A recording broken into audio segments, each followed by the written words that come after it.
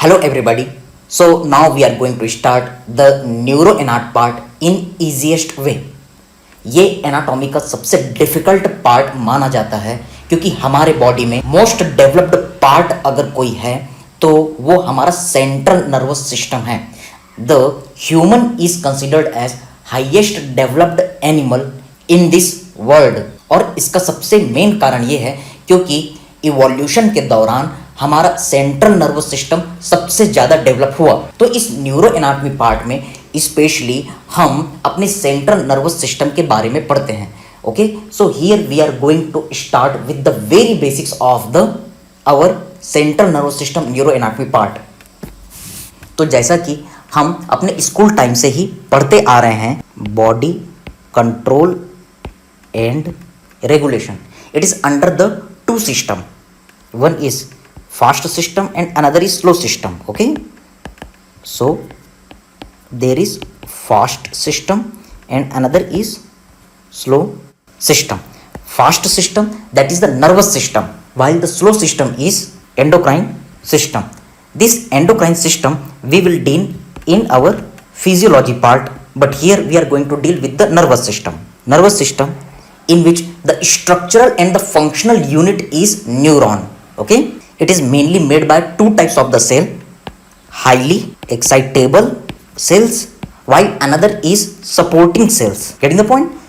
These highly excitable cells are known as neuron while the supporting cells are known as neuroglia cells. Getting the point?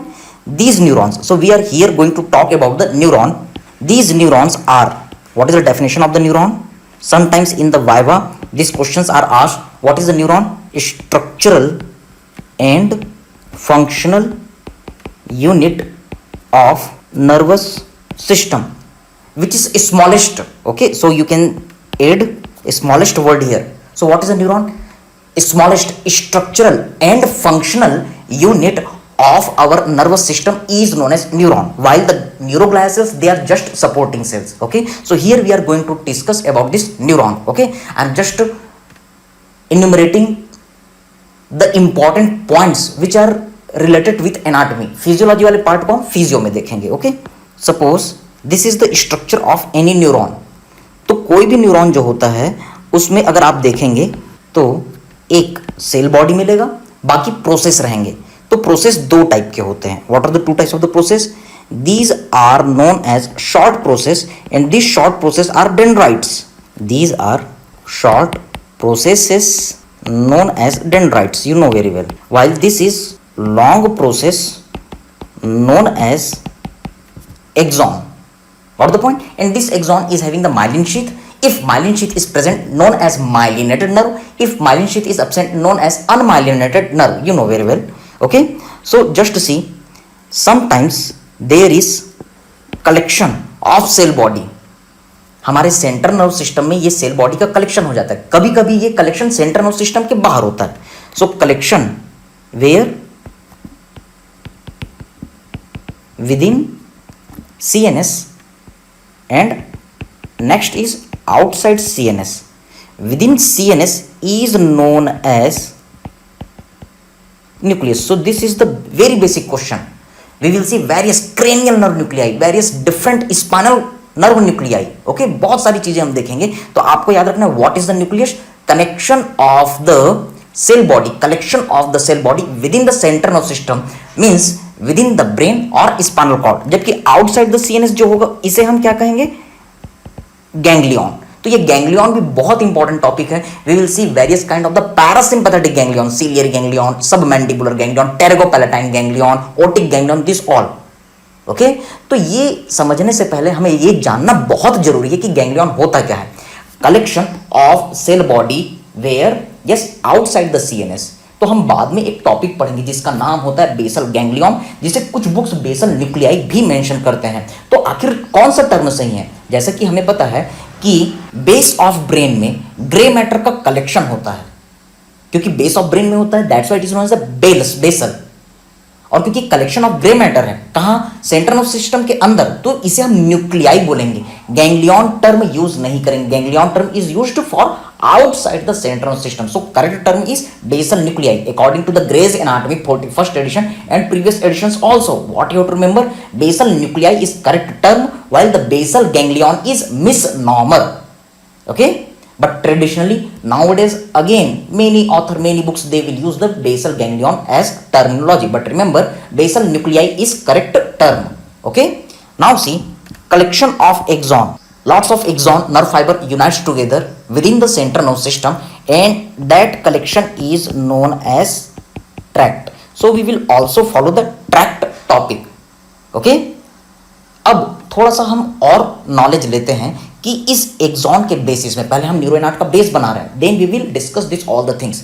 ये जो axon है, ये जो cell process है, इसके basis में न्यूरॉन के कौन कौन से इंपॉर्टेंट टाइप्स हैं जो हमें एनाटॉमी में यूजफुल रहेंगे। So write down classification of neuron on basis of process और you can say axons. Okay, so you can classify in this way: unipolar neuron, bipolar neuron, multipolar neuron and pseudo unipolar neuron. So there are the 4 types. Okay, now see where these neurons are found. What is a unipolar neuron? अगर किसी neuron में एक cell body हो और सिर्फ एक axon हो, so this is known as unipolar neuron. यहां पर जो राउंडेड स्ट्रक्चर दिख रहा है that is indicating the cell body. Okay, so one axon only present, that is known as a unipolar neuron. जबकि bipolar neuron किसे कहेंगे? If any neuron is presenting only 2 poles, one is a small dendrite while another is the long axon, so this is known as the bipolar neuron. Multipolar neuron किसे कहेंगे? If there is the presence of multiple dendrites and one axon, then it is known as the multipolar neuron. Pseudo unipolar किसे कहेंगे? Suppose this is a cell body and very closely related to axons are there. Okay, अगर आप इसे दूर से देखें तो आपको सिर्फ ये एक पोल लिए हुए दिखाई देगा, लेकिन अगर मान लो इसे आप पास से देखें तो आपको दिखेगा कि नहीं, एक जो है इंपल्स को सेल बॉडी की तरफ ले जा रहा है और दूसरा इंपल्स को सेल बॉडी से दूर ले जा रहा है। Okay, so actually it is having the 2 poles. Got the point? So these are the various classification. कभी कभी इनमें से MCQ आता है, what are the various sites where such kind of the neurons are found? तो unipolar neuron किस में मिलता है? Yes, it is found in embryo, fetal nervous system, यहां पर आपको unipolar मिलेगा। दूसरा mesencephalic nucleus of trigeminal nerve, तो ये आपका MCQ आता है, इससे हम मिलेंगे अपने न्यूरोनाट वाले पार्ट में। This is the mesencephalic nucleus of trigeminal nerve. Trigeminal nerve का ऐसा न्यूक्लियस जो मेसेंसेफलॉन मींस मिड ब्रेन में होता है। It is the centre for the our jaw jerk, it is the center for the muscles of mastication, it is the center for the various kind of the proprioceptive fibers from the temporomandibular joint, facial muscles as well as muscles of mastication, this all. तो ये MCQ अपने physiology में आता है, तो इसलिए हमें इसे याद रखना है। वैसे ही कुछ बुक, कुछ ऑथर जेनिकुलेट गैंग्लियन को भी मेंशन करते हैं। We will see where this geniculate ganglion is situated, we will see in the anatomic part. Okay, so these are the sites where unipolar neurons are located. Yes, bipolar neuron कहाँ कहाँ पर है? So you can remember the bipolar neuron, they are found at site of the special sense. तो special sense कहाँ कहाँ पर है? Yes, आंख में, नाक में, कान में और जीभ में। ओके, तो अब आप ये बताइए कि यहां पर स्पेशल रिसेप्टर कौन कौन से? Yes, in the eyes there is the presence of rods and cones, in the nose olfactory epithelium, in the ear organ of corti, and in the tongue taste buds. So these are the classical example of bipolar neuron. So the MCQs are asked from each and every fact. These all are the classical example of our bipolar neuron. Now multiple neuron, multipolar neuron, remember maximum neurons of body They are classical example of multipolar neuron. How can you remember? M for multipolar, M for maximum neurons. Now pseudo unipolar, again it is important, MCQ. This MCQ viva question, this all are asked. That pseudo unipolar neuron you can remember with the help of the DOE. Yes, it is present at dorsal root ganglion. So you can remember with this DO. Okay, so where this dorsal root ganglion is present, we will see later.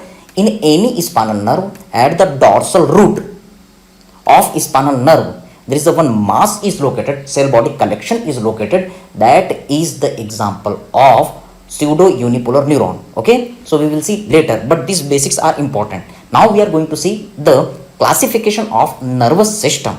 Nervous system के दो main part होते हैं. एक ऐसा part जो हमारे body में centrally located है, सेंट्रल एक्सिस में लोकेटेड है, और दूसरा पार्ट जो इस सेंट्रल एक्सिस से निकलता है, सेंट्रल नर्वस सिस्टम से निकल करके पेरिफेरल पार्ट में सप्लाई करता है. ओके, तो इस तरीके से नर्वस सिस्टम को हम दो पार्ट में डिवाइड करते हैं. Axially located nervous system, that is known as central nervous system, और इससे निकल करके जो पेरिफेरल बॉडी में सप्लाई करता है, that is known as peripheral nervous system. Now see, हमारे बॉडी में सेंट्रल एक्सियल लाइन में कौन से स्ट्रक्चर लोकेटेड है? Yes, within the cranial cavity the structure is located, definitely that is the brain. और vertebral column के अंदर जो लोकेटेड है, definitely that is the spinal cord. Okay, so this brain and the spinal cord, they are the part of the central nervous system, while the peripheral nervous system, again it is divided mainly into the two parts. One which is under our control, और जो body surface को supply करता है, that is known as somatic nervous system. Okay, और दूसरा जो body surface को supply नहीं करता बल्कि अंदर के स्ट्रक्चर को, विसरा को सप्लाई करता है, that is known as autonomic nervous system. क्योंकि ये ऑटोमेटिकली काम करता है, रिफ्लेक्सेस के साथ काम करता है, हमारे ब्रेन के कंट्रोल में नहीं होता. That's why it is known as autonomic nervous system. Okay, now try to understand. ये जो सोमैटिक नर्वस सिस्टम है वो सोमैटिक स्ट्रक्चर को सप्लाई करता है, जैसे कि अपर लिम्ब, लोअर लिम्ब, जो हमारे कंट्रोल में है. ओके, तो ये जो सोमैटिक नर्वस सिस्टम है, इसी से स्पाइनल नर्व निकलते 31 पेयर. स्पाइनल नर्व जो स्पाइनल कॉर्ड से निकल रहे हैं वो सोमैटिक नर्वस सिस्टम में, brachial plexus, lumbar plexus, this all are included within this somatic nervous system. लेकिन ऑटोनॉमिक नर्वस सिस्टम जो ऑटोमेटिक काम करता है, इसके दो पार्ट होते हैं. इसे हम अलग से एक यूनिट में देखेंगे. एक पार्ट जो हमारे साथ सिंपैथी रखता है, खतरे के कंडीशन में काम करता है, that is known as sympathetic system. दूसरा जो इस सिंपैथेटिक सिस्टम के पैरा पोजीशन में होता है. आपको याद है पहले हम केमिस्ट्री पढ़ते थे तो बेंजीन का स्ट्रक्चर बनाते थे, उसमें कोई फंक्शनल ग्रुप होता था, पास वाले को हम ऑर्थो बोलते थे, उसके बीच वाले को हम मेटा बोलते थे, दूर वाले ग्रुप को हम पैरा कहते थे. ठीक उसी तरीके से पैरा मींस अवे. तो सिंपैथेटिक सिस्टम के अवे पोजीशन में, सिंपैथेटिक सिस्टम जो कि थोरेकोलंबर होता है, तो उसके क्रेनियल पोजीशन में और सैकल पोजीशन में जो नर्वस सिस्टम होता है उसे हम पैरा सिंपैथेटिक सिस्टम बोलते हैं, क्योंकि ये सिंपैथेटिक सिस्टम के पैरा पोजीशन में होता है क्रेनियोसैकल आउटफ्लो के साथ. इसे हम डिटेल में अलग से एक पार्ट में देखेंगे, but what you have to remember that another system is parasympathetic system. लेकिन कुछ additional updates, yes, nowadays one more system is there which is included within this autonomic nervous system, that is enteric nervous system. जैसा कि नाम से आपको पता चल रहा है, एंटेरिक मींस इंटेस्टाइन. हम एब्डोमेन वाला पार्ट देख चुके हैं. Enter word is used for the intestine. तो नर्वस सिस्टम का एक ऐसा पार्ट जो हमारे जीआईटी को सप्लाई करता है. ये पार्ट जो था पहले पैरासिम्पैथेटिक सिस्टम का पार्ट काउंट किया जाता था. इसमें ऑर्बिक प्लेक्सस आते हैं. These structures are neural crest cells derived structures. Okay, these are neural crest cells derived structure. इसे हम एम्ब्रियोलॉजी में देखेंगे कि न्यूरल क्रेस्ट सेल्स क्या होते हैं. यस, ये जो न्यूरल क्रेस्ट सेल्स होते हैं वो बहुत ही स्पेशलाइज्ड टिश्यू होते हैं जो न्यूरल क्रेस्ट, जो न्यूरल ट्यूब से नर्वस सिस्टम के न्यूरल ट्यूब जो डेवलपिंग पार्ट होता है जिससे हमारा सेंट्रल नर्वस सिस्टम पड़ता है बनता है, उससे डेवलप होता है। ये न्यूरल क्रेस्ट सेल्स हमारा जो सेंट्रल नर्वस सिस्टम डेवलप होता है न्यूरल प्लेट न्यूरल ग्रूव से, उसमें क्रेस्ट लाइक एलिवेशन होता है, उससे बनता है।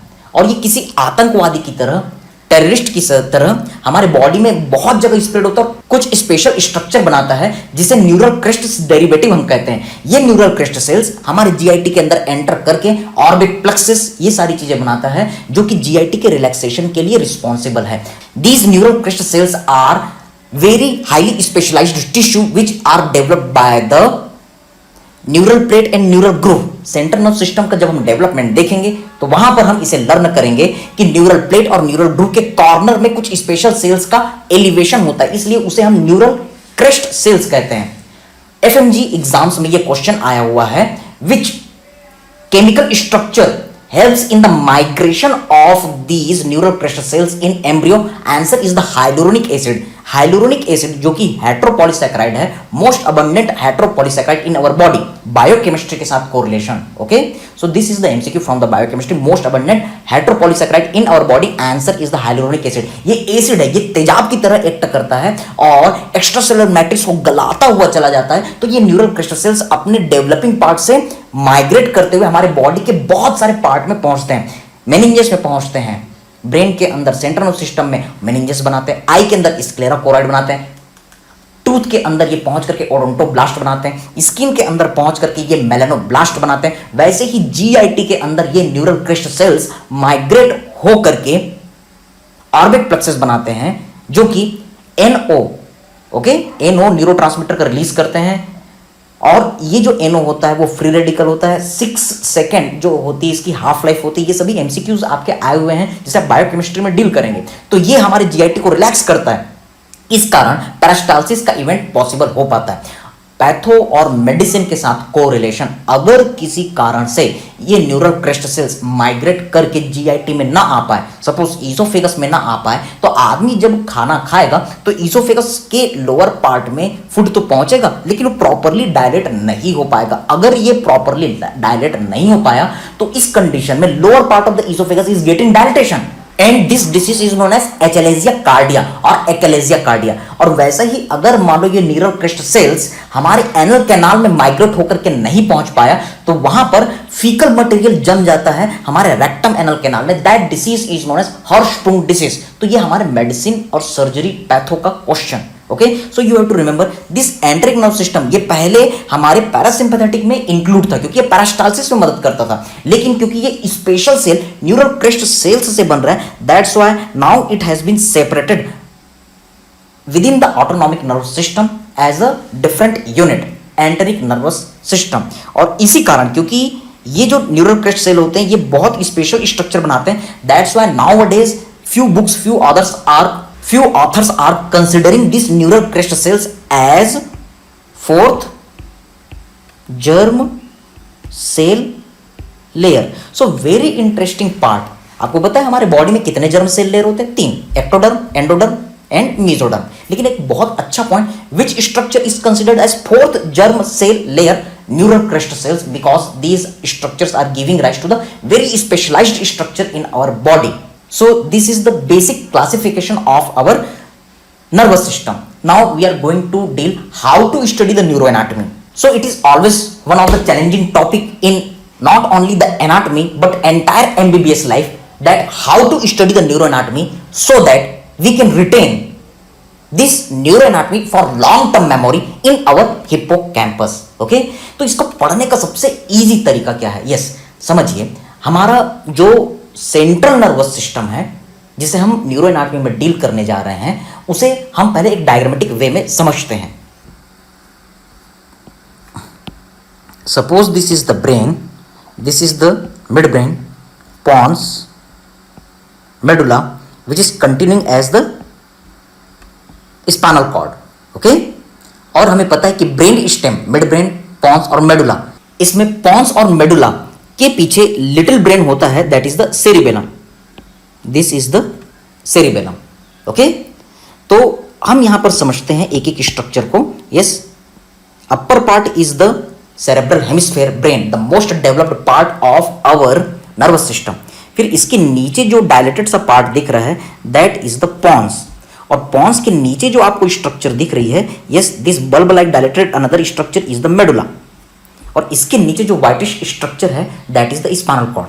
तो हमारे पास दो तरीके, या तो हम ऊपर से नीचे पढ़ें या फिर हम नीचे से ऊपर पढ़ें। हमारे पास दो तरीके, क्योंकि हमारे सेंट्रल नर्वस सिस्टम में मोस्ट डेवलप्ड पार्ट जो है ब्रेन है, और वो सबसे डिफिकल्ट पार्ट है, बहुत कॉम्प्लिकेटेड पार्ट है, जबकि सबसे इजीएस्ट पार्ट जो नीचे की तरफ है, इजीएस्ट पार्ट जो नीचे की तरफ है that is the spinal cord. तो ये ज्यादा अच्छा और इजीली समझ में आने वाला तरीका है कि हम नीचे से ऊपर पढ़ें। आप ऊपर से नीचे भी सिक्वेंशियली पढ़ सकते हैं, लेकिन ज्यादा बेटर यह है इजीली समझने के लिए कि हम नीचे से इजी टू डिफिकल्ट लेवल जाएं, तो हमको बेटर अंडरस्टैंडिंग होगी।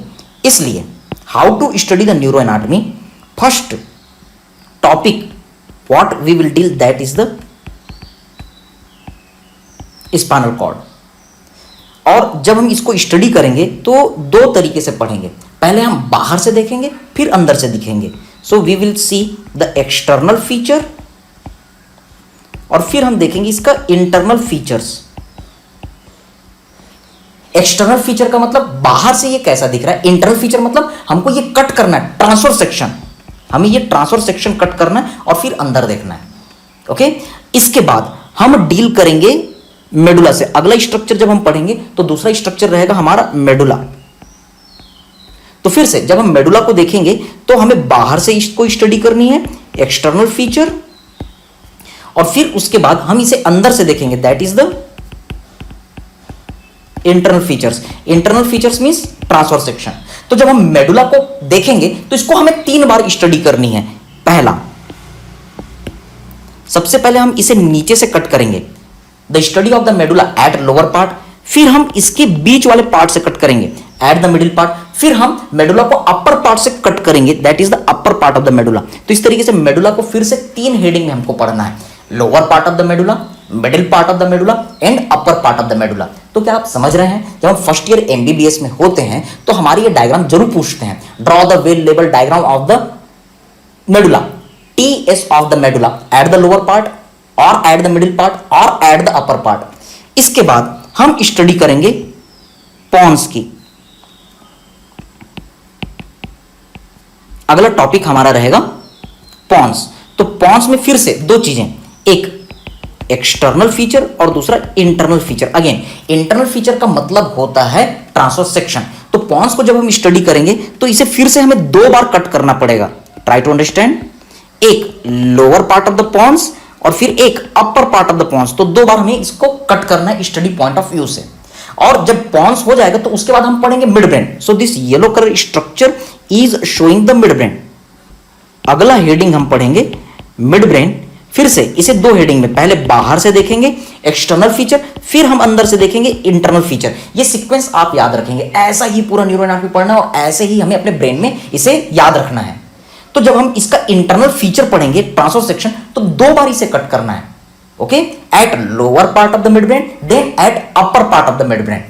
इन सभी स्ट्रक्चर्स को पढ़ने के बाद हमारे ब्रेन स्टेम के पीछे में एक बहुत इंपॉर्टेंट स्ट्रक्चर है दैट इज द सेरिबेलम। तो एक क्वेश्चन सेरिबेलम से जरूर आता है, तो इसे हमें स्टडी करना है। Yes, again we will see external feature, बाहर से स्टडी करेंगे, फिर उसके बाद सेरिबेलम अंदर से कैसा दिखता है, इसे काट करके हम देखेंगे। एनाटॉमी मींस कटिंग, तो काट करके हम इसे देखेंगे कि सेरिबेलम अंदर से कैसा दिखता है। और जब हम ये सारी चीजें स्टडी कर लेंगे देन वी विल स्टडी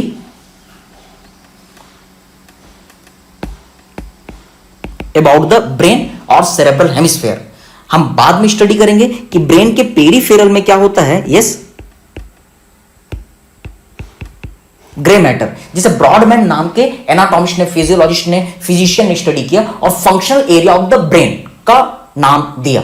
तो हमें Brodmann area, functional area of the brain पढ़ना है। That is nothing, that is the grey matter of the brain. इसके बाद जब हम अंदर जाते हैं ब्रेन के, तो हमें व्हाइट मैटर मिलता है। व्हाइट मैटर में हमें कॉर्पस कैलोसम पढ़ना है, और भी बहुत सारे इंपॉर्टेंट स्ट्रक्चर होते हैं जैसे कि इंटरनल कैप्सूल फॉर्निक्स, वो सारी चीजें हम डील करेंगे। और इसके बाद व्हाइट मैटर के अंदर फिर से ग्रे मैटर धसा हुआ होता है। What I am telling you, with in the white matter there is the gray matter embedded at the base of the brain. That structures are known as basal nuclei. So this is the sequence. What I want to tell you कि बेटा जब भी आप पढ़ोगे तो आपको याद रखना है कि न्यूरो एनाटॉमी हम नीचे से ऊपर की तरफ पढ़ रहे हैं. So this is the basic rule to study the neuro anatomy in easiest way.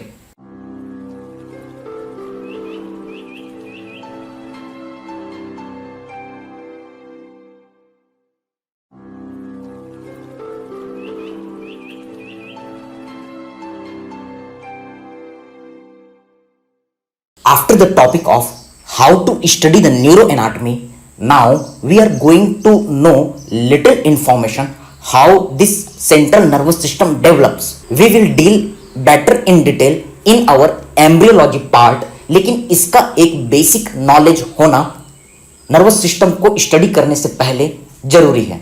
So you can see this linear diagram. Embryology की जब हम स्टडी करेंगे तो स्टैंडर्ड कलर कोडिंग कहती है कि एक्टोडर्म को ब्लू कलर से शो करना है, मीजोडर्म को रेड कलर से शो करना है और एंडोडर्म को हमें येलो कलर से शो करना है. If you are going through the standard textbook of the embryology like Langman, Larsen embryology, even the Gray's anatomy, they are following this thing. Why I am telling you? क्योंकि एम्स में, नीट में, PGI Chandigarh में और भी बहुत सारे exams है जिसमें इमेज बेस्ड क्वेश्चंस अगर पूछे जाते हैं तो वहां भी ये स्टैंडर्ड कलर कोडिंग एम्ब्रियोलॉजी के केस में फॉलो की जाती है, जो आपको एक्टोडर्म, एंडोडर्म और मीजोडर्म को आइडेंटिफाई करने में हेल्प करेगी. ओके, तो आपको पता है कि हमारा पूरा बॉडी जो होता है that develops from either the ectoderm, endoderm and mesoderm. लेकिन अभी अभी एक न्यूरल क्रेस्ट सेल्स जो बहुत स्पेशल स्ट्रक्चर है उसे फोर्थ जर्म सेल लेयर की संज्ञा दी गई है क्योंकि वो हमारे बॉडी में बहुत ही स्पेशल टाइप के स्ट्रक्चर्स को डेवलप करता है. Okay, so we are going to see in detail. These are the notes, you can pause and you can follow. Okay, we are going to describe this various parts. We will study this embryology central nervous system development in detail in our embryology part. Here is one little summary.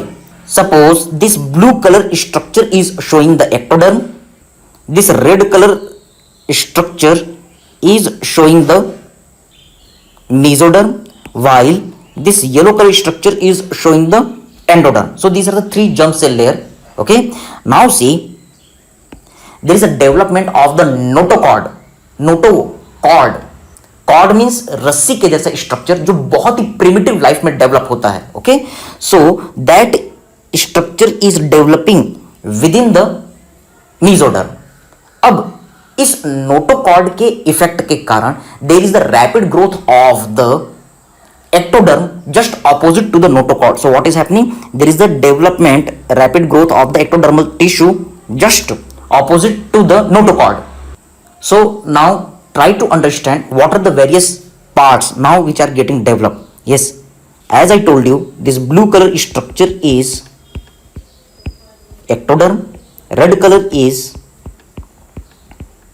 mesoderm and yellow color is indicating the endoderm. Due to the effect of this green color structure, yes, this green color structure is showing the notochord. Due to the various embryonic activity as well as various kind of the biochemical activity, there are the changes in ectoderm just opposite to the notochord. That is now known as neuroectoderm, while the remaining part is now known as surface ectoderm. Now try to understand. This neuroectoderm is making one plate like structure.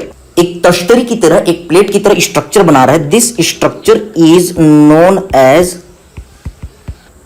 Neural plate. Now we are only going to draw this neural plate part क्योंकि central nervous system जो होता है वो इसी neural plate से develop होता है. Okay, suppose this is the neuroectoderm which is making the plate like structure, neural plate. अब इस एक्टोडर्म में रैपिड ग्रोथ होता है, न्यूरोएक्टोडर्म में, न्यूरल प्लेट में, लेकिन इसके पास स्पेस नहीं होता तो ये बाहर की तरफ ग्रोथ नहीं कर पाता तो मजबूरी में इसे एम्ब्रियोनिक टिश्यू ट्राइलैमिनर जर्म डिस्क के अंदर ग्रो करना पड़ता है. So this structure is getting embedded downside inside the mesoderm. So this depression is known as neural groove, and at the corner side of this neural groove there is the development of the very special kind of the elevation. These special cells at the corner of the neural groove known as neural crest cells. So what I want to tell you, this depression is known as neural groove, this is known as neural plate, and at the corner of the neural groove very special cells are developing known as neural crest cells, which are also known as the fourth germ cell layer nowadays by few authors and authorities as well as textbook. Okay, अब इसमें और rapid growth होता है. So it is coming downside inside. So now it is going to take one tube like shape structure, okay, and ultimately it is folding inside. So when it is getting fold inside, during that time neural crest cells are getting separated and they are locating on the dorsolateral in relation to this tube like structure. This tube like structure is known as neural tube, while these structures are neural crest cells. Okay, now we are going to see what is happening to this neural tube. ये एक section है. अगर हम इसे सामने से देखें तो क्या होगा? Try to understand.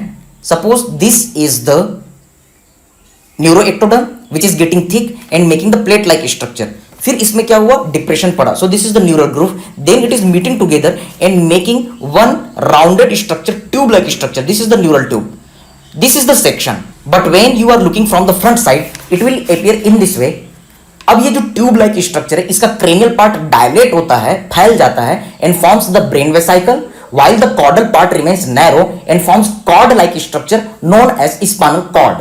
Okay, so now we are going to see how this neural tube is going to form the brain as well as the spinal cord. So just try to understand. अभी तक हम जो neural tube का diagram देख रहे थे वो हमारा सेक्शन था. ओके, हम एम्ब्रियोनिक प्लेट को कोरोनल सेक्शन में कट करके विजुअलाइज कर रहे थे. लेकिन अगर हम इसे फ्रंट व्यू से देखें तो ये कैसा दिखेगा, तो इसके लिए एक एग्जांपल लेते हैं. Suppose this is the rounded structure which is showing the neural tube.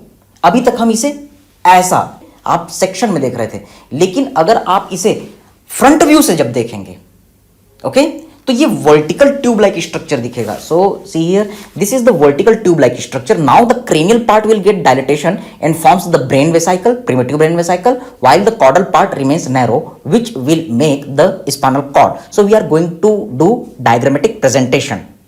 Suppose this is the neural tube.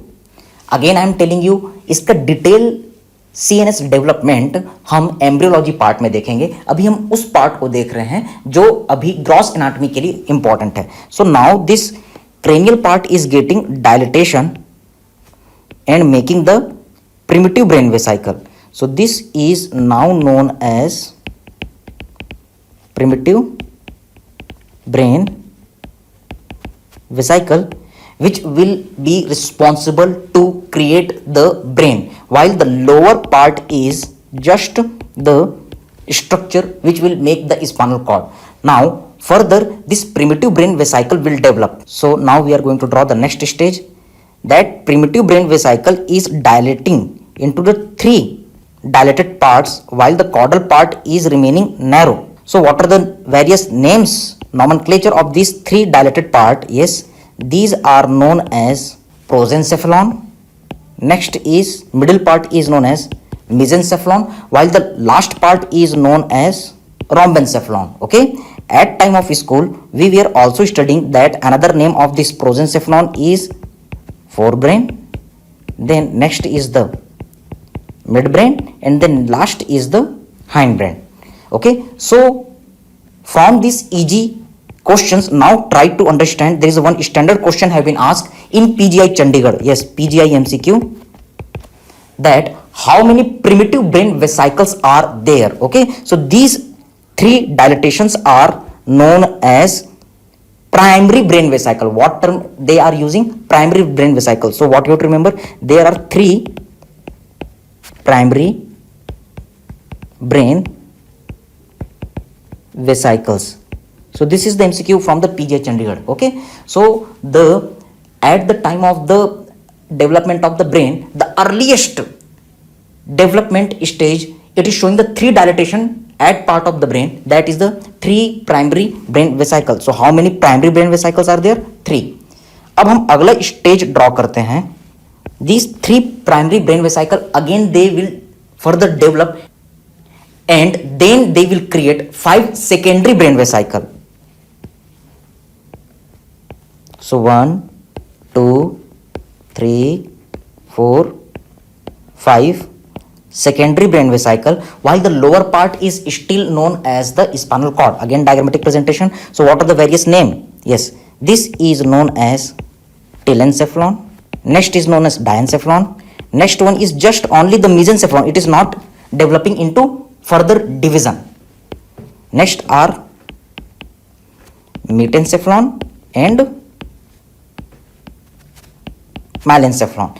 Remember, this telencephalon and diencephalon, they are developing from the prosencephalon. Mesencephalon is getting developed only by the mesencephalon. Yes, it is not further developing into another part.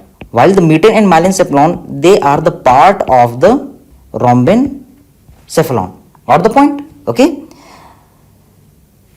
For the color coding, you can see here, these both are prosencephalon and the mesencephalon, they are having the same color, same part. Mesencephalon is the smallest part of developing brain, and rhombencephalon is forming again two brain vesicle. So in this way, these are five secondary brain vesicles which are formed by the three primary brain vesicle. So this is also the MCQ and this is also the MCQ from PGI Chandigarh question. Okay, now we are going to see the further. अब ये जो brain के 5 secondary brain vesicle हैं, brain के development के साथ साथ इसके अंदर कैविटीज बननी भी चालू हो जाती है. और हमारे सेंट्रल नर्व सिस्टम, हमारे ब्रेन का सबसे मोस्ट डेवलप्ड पार्ट कौन सा है? हमारा आंसर है cerebral hemisphere, which is form by the telencephalon. तो इनके शेप में चेंजेस होते हैं, इनमें कन्वर्जन्स आते हैं, इनमें फोल्डिंग्स बनती है. ओके, तो टीलेंसेफ्लॉन सबसे बड़ा हो जाता है. तो अल्टीमेटली ये कैविटीज ऑफ द ब्रेन और इनका फाइनल शेप किस तरीके से रिप्रेजेंट किया जा सकता है, उसका हम एक डायग्रामेटिक प्रेजेंटेशन करने जा रहे हैं. टीलेंसेफ्लॉन gross too much and the cavity within it is formed which is known as lateral ventricle. So this is the shape of the lateral ventricle. Now these two lateral ventricles, they are getting open with connection to the interventricular foramen of Monro to the cavity of the diencephalon, that is known as the third ventricle. And then this third ventricle is connected with the very narrow duct which is the cavity of the mesencephalon, that is known as cerebral aqueduct of Sylvius. और फिर ये cerebral aqueduct of Sylvius जो होता है, that is connected with the fourth ventricle. So suppose this rhomboid shaped cavity is showing the fourth ventricle, और फिर ये fourth ventricle हमारे स्पाइनल कॉर्ड की कैविटी के साथ रन करता है, that is the central canal. Okay, suppose this is the central canal. Okay, तो इसके चारों this is the ventricular system which is with in the brain. तो ये किस ब्रेन के पार्ट में कैसे डेवलप हो रहे हैं उसको हम रिप्रेजेंट करने जा रहे हैं. Suppose this is the most developed part of our brain, that is the cerebral hemisphere, telencephalon, and this part is showing the diencephalon. Then this narrow part is showing the mesencephalon, and here is the presentation of the meten and myelencephalon, which are giving rise to the pons as well as medulla, and the remaining part is showing the spinal cord. So just diagrammatic presentation. Here is the pons,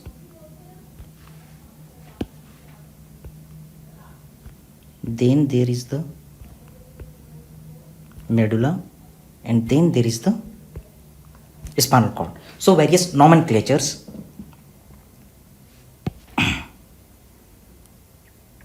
This part is cerebrum, which has been developed from the telencephalon, as well as from the telencephalon the basal nuclei develops, which is inside the cerebrum.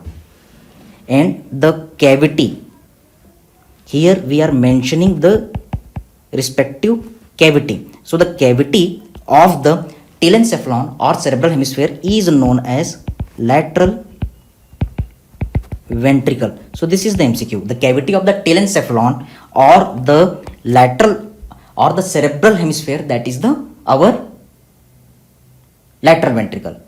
Now both the lateral ventricles, they are getting communication with this narrow passage. This is nothing, this is interventricular foramen of Monro. This is the interventricular foramen of Monro.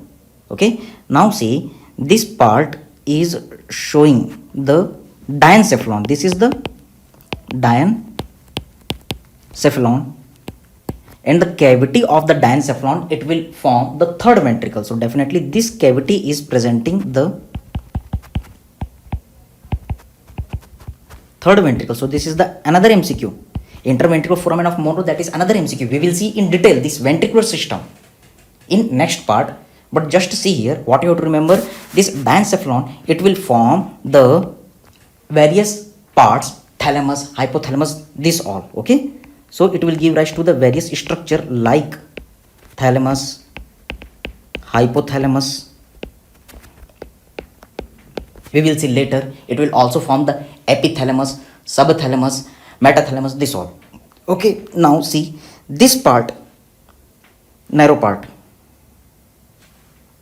This narrow part is indicating the midbrain part. This is the midbrain, which is developing from the mesencephalon.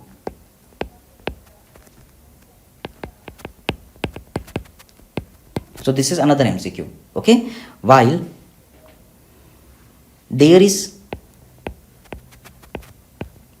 metencephalon,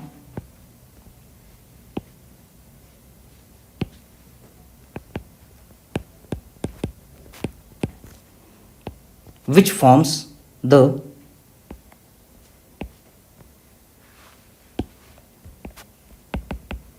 pons as well as cerebellum. We will add the cerebellum later in the diagram.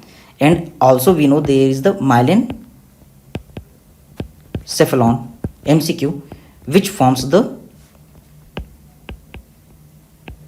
medulla.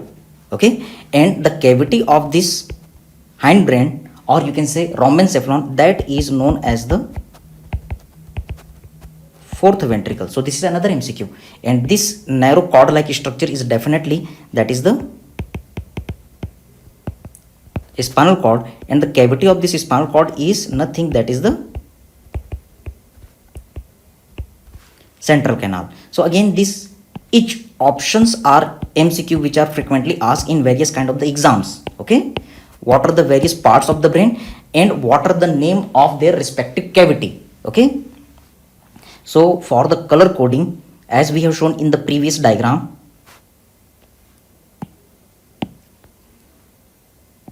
this part is the prosencephalon, showing with the yellow color.